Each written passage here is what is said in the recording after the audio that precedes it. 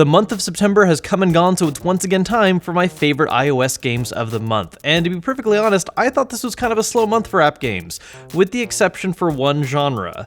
Platforming. Platforming had a really damn good month, evident by the fact that every single game on this month's list is a platformer, although they do each approach the genre a little differently. First off, we've got Stranded. Now this is an auto-runner where you can't control where you're moving, just simply whether you are jumping or crouching. But it's a lot more difficult than it sounds, because the game is heavily momentum-based. If you let yourself run into anything or mess up a landing, it's gonna slow you down a lot, and you might have trouble reaching the next checkpoint, which is a problem because you only have so much oxygen to get from one place or another. As you play the game, you do collect currency which can be used to upgrade some of your attributes and buy new suits, but for the most part, the real challenge of this game is just learning how to conserve your momentum and just keep the pace going. Second up, we've got another auto-runner, but this one works a bit differently, and that's Astrå.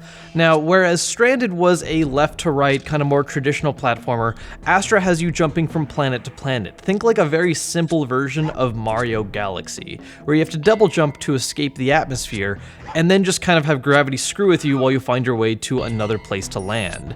Each planet has its own little things going on, enemies that you can jump on to kill, enemies you can't kill that you have to run away from, little platforming segments, little puzzles you have to solve, so on and so forth. This isn't the first platformer to tackle this particular genre, but it's not one we've seen very often, and I think this is one of the better ones to do it thus far. Third, we're going to keep the gravity theme going, but go a little bit different idea with it with Gravity Duck Islands. Now this game was very clearly inspired by VVVV, where the main platforming mechanic is hitting a button to reverse gravity, but you're having a little more control over what you do in this one.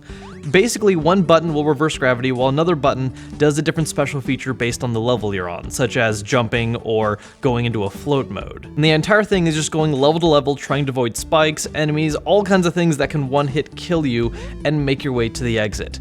It's not that difficult if you just want to beat each level and call it a day, but beating each level under a certain time limit to 3-star them all makes this probably one of the most difficult games on this list. This one walks a really nice line between puzzle game and platformer, so if you're a fan of either genre, this one's definitely worth looking into. Number 4 isn't exactly a platformer, it's something a little different, but it does have platforming elements, and that's Cavernaut, where the whole game is focused on you trying to escape this series of caves underground.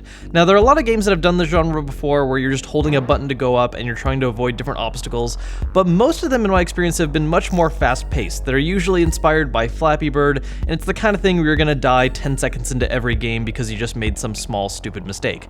This isn't like those. This is much slower paced, which I really like because you can take your time with each level, and all you really need to worry about are resources, like not running out of fuel midway through. I really like the more relaxed tone in this game, and the fact that it still is actually pretty difficult to get high scores, so you're not getting frustrated at the fact that you're constantly dying, but at the same time, you're not just having a breeze getting a new high score every time you play. Now, last on this month's list, we're gonna go from a more relaxed game to a much more frantic one with HoPiKo. Now, HoPiKo's controls are really simple. You just have to tap the screen to jump from platform to platform, or point and hold somewhere on the screen if you want to jump in a particular direction. The thing is, everything is extremely fast-paced. If you stand in any one area too long, it's a game over, and the levels always come in packages of 5. So if you die midway through, say on level 3 or 4, you go all the way back to the first one.